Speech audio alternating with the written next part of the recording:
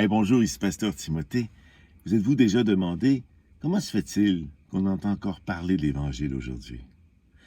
La réponse, c'est tout simplement que Dieu l'avait prévu. C'est ainsi que ça devait se produire.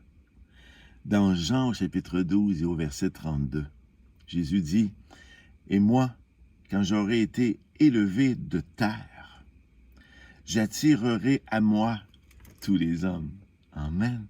Parce que de son vivant, il n'avait pas le temps.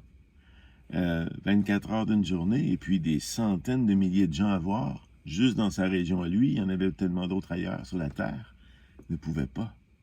Mais après sa résurrection, après sa mort et sa résurrection, il dit là, je vais les attirer tous à moi. C'est magnifique et c'est pour ça qu'on entend encore parler de l'Évangile aujourd'hui. Jésus a dit tous les hommes.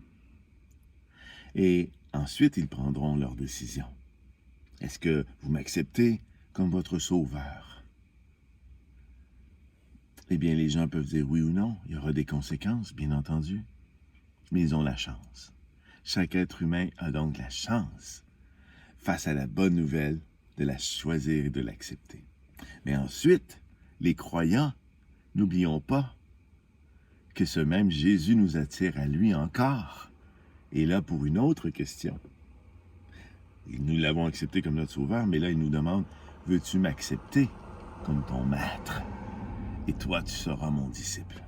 N'est-ce pas ce que Jésus dit à ses disciples avant de quitter la terre, leur disant, faites de toutes les nations des disciples. Il n'a pas dit des chrétiens, pour pas remplir les églises de gens, parce qu'ils croient en Jésus. Il faut avoir des disciples qui professent l'Évangile et la bonne nouvelle, afin que tous les hommes puissent entendre parler et prendre position face à Jésus. Donc, deux positions que l'on prend, sauveur et maître.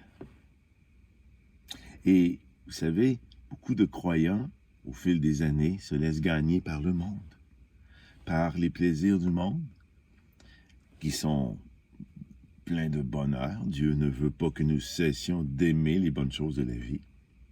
Mais ces bonnes choses de la vie-là ne doivent pas nous empêcher de consacrer notre vie à connaître, à aimer et à suivre les commandements de Dieu, mais surtout de Jésus-Christ. Jésus nous attire vers lui pour que nous soyons sauvés par lui et que nous devenions ses brebis. Et une brebis ne choisit pas de faire tout ce qu'elle veut dans sa journée.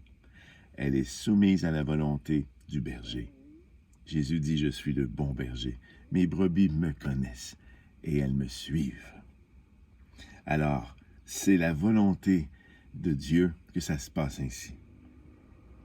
Aujourd'hui, investissons notre temps intérieur, et pour spiritualiser notre vie avec tous les enseignements de Jésus, pour prioriser Jésus dans notre vie, pour qu'il soit vraiment notre maître et que nous prenions la place d'un disciple. Dieu nous donne beaucoup de pouvoir. Jésus lui-même disait, vous allez faire des choses plus grandes que moi, mais cela n'arrivera pas si on n'est pas d'abord à son écoute. D'abord, vous savez, comme Marthe qui avait choisi la bonne part, qui prenait le temps d'écouter Jésus au lieu de faire toutes les urgences qui pouvaient entourer sa venue. Alors, c'est cela ce matin le message. Il faut recentrer qui nous sommes autour de la personne de Jésus. C'est elle, cette personne-là. C'est lui, Jésus. Il n'est pas seulement notre sauveur, il est maintenant aussi notre maître. Et nous sommes son disciple. Donc, nos épouses, nos époux, nos enfants, nos projets, tout cela est secondaire. Tout cela vient après. Tout cela passe en deuxième. Mais en premier, c'est Jésus. Amen. Donc, je vous laisse là-dessus. C'est une très belle journée. Et soyez bénis. Au revoir, je vous aime.